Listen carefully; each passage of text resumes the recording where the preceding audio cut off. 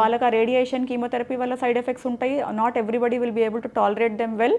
Plus మళ్ళీ recurrence rates కూడా ఎక్కువ ఉంటాయి. ఓకే. సో ఇలా గైనిక్ క్యాన్సర్స్లో ఎన్ని టైప్స్ ఉంటాయి మ్యామ్?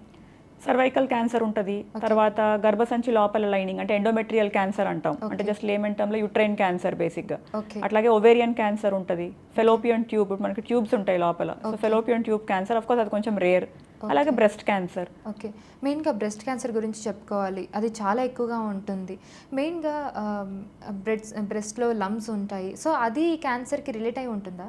అంటే లంప్స్ చాలా రకాలు ఉంటాయి, అవి బినైన్ అంటే క్యాన్సర్ కాని లంప్స్ ఉంటాయి, ప్లస్ అగైన్ క్యాన్సరస్ లంప్స్ కూడా ఉంటాయి అనమాట. సో ఏంటంటే వాళ్ళకి సెల్ఫ్ ఎగ్జామినేషన్ అనేది చెప్తాం, పేషెంట్ కూడా అంటే ఎడ్యుకేట్ చేస్తాము. ఈచ్ టైం పేషెంట్ వచ్చినప్పుడు ఏంటంటే బ్రెస్ట్ ఎగ్జామినేషన్ అనేది కూడా it is a part of our examination. It's not only అంటే జస్ట్ మనం వెజైనా సర్విక్స్ చూసామా కాదు, బ్రెస్ట్ కూడా పాల్పేట్ చేయాలి. అండ్ పేషెంట్ని కూడా ఎడ్యుకేట్ చేస్తాం, అంటే వాళ్ళు they have to palpate their breast every day.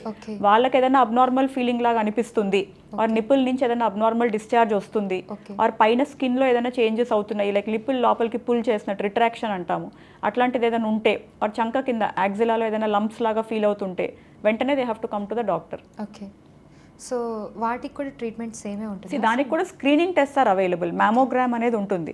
So mammogram కూడా ఏంటంటే ఇప్పుడు నేను చెప్పిన సిమ్టమ్స్ వచ్చే వరకు వెయిట్ చేయాలని కాదు, even a healthy women after the age of 40 can do a mammogram. అది యాక్చువల్లీ ఏంటంటే ఇంకా స్ట్రాంగ్ ఫ్యామిలీ హిస్టరీ అట్లా ఉన్న వాళ్ళకి ఎవ్రీ ఇయర్ రికమెండ్ చేస్తాము. Actually previously it was beyond the age of 50, but ఇప్పుడు క్యాన్సర్ ఇన్సిడెన్స్ ఎక్కువ అవటం వల్ల and so actually that has ఇంకా రెడ్యూస్డ్.